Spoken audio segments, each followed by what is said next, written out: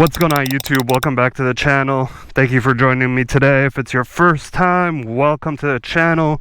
I'm 6'5", and in this channel we do moto vlogs, scenic rides, how-tos, some product reviews. Your typical moto vlogger, you know. For all my returning viewers, welcome back to the channel, you guys.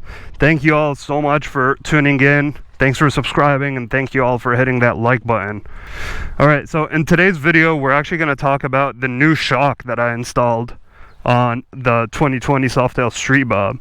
And it was actually the rear shock, so it's a monoshock that goes under the seat. The shock that I installed was the stock shock from the 2022 Lowrider ST. Link it down in the description below. Harley sells it as an individual product as well. The shock measures about 13.1 inches, so that's a 0.5 inch taller than the stock shock that comes on the Street Bob.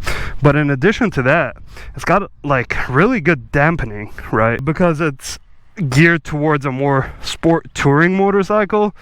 The stock shock on the Street Bob literally ain't got nothing on the Lowrider ST shock.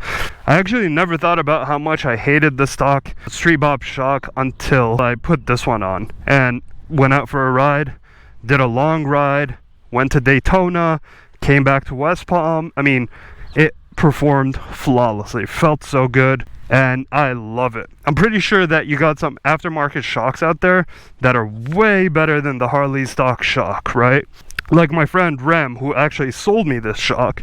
First thing he did on his Lowrider ST, he went ahead and put some progressive shocks on that. I'm not sure why. It might be a better ride, but I think he also wanted the aesthetics because the progressive shock he has is 13.5, so it raises the bike a little bit higher than the Lowrider ST shock. So we'll get on the bike in a second, but I want to show you guys a couple of things really quickly. We'll actually also hit the 6.5 garage because I want to take the seat off and kind of show you guys what everything looks like inside in case you missed the install video. And then we'll also come back for the ride. Alright, so as you can see here, I don't know how good this is going to show, but I'm going to put a picture of the bike with the stock shock, and the fender was actually, I'm gonna say, down here.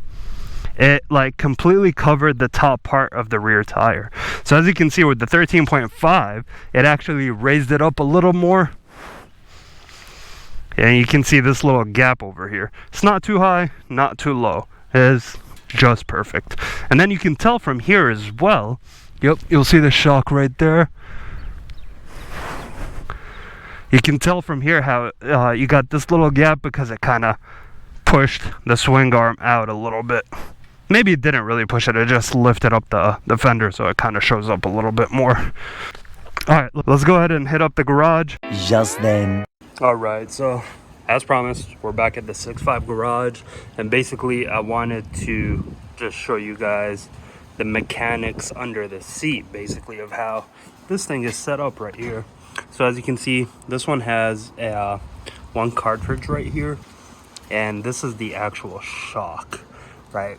And so basically in order for you to adjust it, they give you a tool for the normal shocks that you can hook around the shock itself. Let me actually bring it and show you guys what that looks like. I can't really find the tool. That's probably somewhere in this mess right here. But basically, this is the old one, right? So you would go ahead and adjust it through these levers right here with the tool that Harley gives you. But for the ST shock, you actually have to kind of use a similar tool that has a kind of a hexagonal type of attachment, and all you have to do is kind of spin it, and it's based on the number of these notches right here. So as you can see, I have 1, 2, 3, 4 right now. Copy the picture right here, it'll show you like how many notches are left. So like 1, 2, 3, 4, it means now I have it on the 2 setting. I actually have it on 2.5 right here, and I'll throw the chart up here to show you guys what Harley recommends based on your weight and whatnot. So as you can see, this is the taller shock right here. It actually, I don't know if you can see it, but it says it right over there. It says tall on it. I'll link it in the description below for you guys. All right, let's go back and get back on the motorcycle itself, please. So like I said a little earlier, this thing feels amazing, you guys, compared to the stock shock. I don't think I can ever go back to the stock shock. To be like 100% honest with you guys, right before replacing the shock, I was like getting a lot of thoughts in my head where I was like, oh, this bike is so uncomfortable, I hate it so much, right? And then once I did the replacement of the shock, it kind of gave me a new perspective and a new renowned love for this bike, just because first of all it felt like a completely different bike. Like I can take that right there, right, that little manhole cover, and I don't feel it. Like with the stock shock, it used to feel as if like as soon as I would take a bump, like I'd feel it in my spine and it would hurt, right? Because it was like a little too hard, even though I had it adjusted exactly up to my weight. But with this one, it's very soft. And so right now it kind of feels a little bit softer than it should be, but I'm okay with that. I actually like that a lot. For me personally, again, personal preference, right? And a lot of people might laugh about this, but basically I remember sitting on a BMW GS, and as soon as I sat on it, it like kind of did that little thing where it like jumped up and down a little bit, and I felt how I didn't ride it, I just sat on it. I felt how squishy and how soft that suspension was, and I was like, oh my god, this is amazing. So when I sit on this bike, this kind of reminded me of that. It's probably nothing like it, but it reminded me of it a little bit. See, I just took that bump and it was absolutely fine, to me at least. Now a lot of people were asking, they're like, oh, you went with another Harley shock? Why would you do that? Why wouldn't you just, like, if you're changing it, might as well go aftermarket, right? Why are you going OEM? And my answer to that is money, right? It's not that I can't afford a more expensive shock, no, but it's because I got a really good deal on this one. My friend Ram sold me this, you know, for a really good discounted price.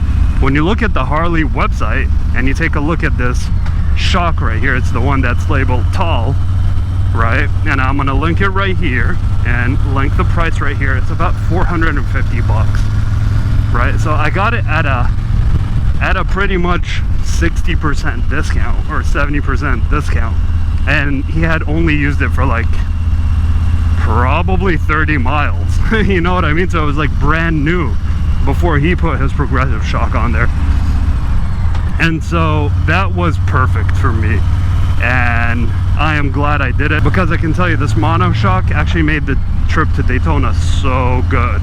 Like on the highway, dude, like I wasn't feeling any of those bumps, none of that pain in my back like I had before, and I liked it a lot.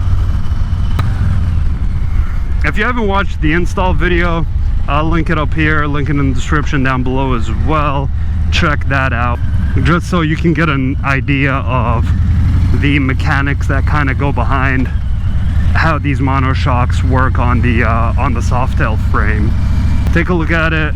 Feel free to comment with your questions or thoughts on that video. Oh, this is a new spot. I haven't been here before. Interesting. Okay. I see you, Boynton Beach.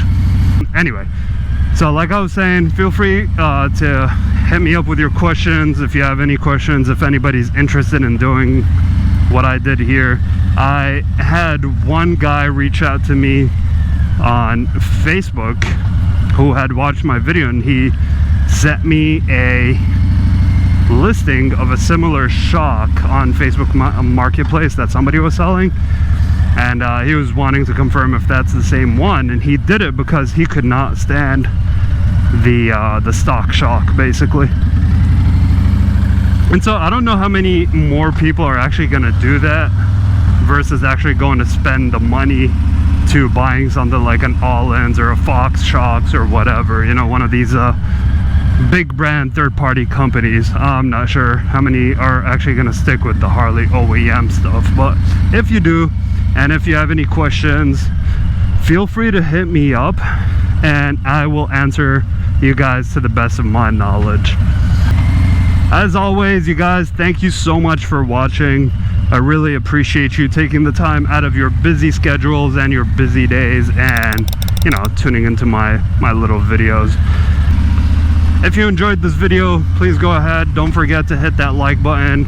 Subscribe to the channel if you're not subscribed. Look for my Instagram link down in the description below. Yeah, that's where I post most of my Instagram stories and posts and reels and whatnot. So check that out. Give me a follow on there. Hit me up just to say hi or whatever. And as always, appreciate you guys, and I will see you all on the next one.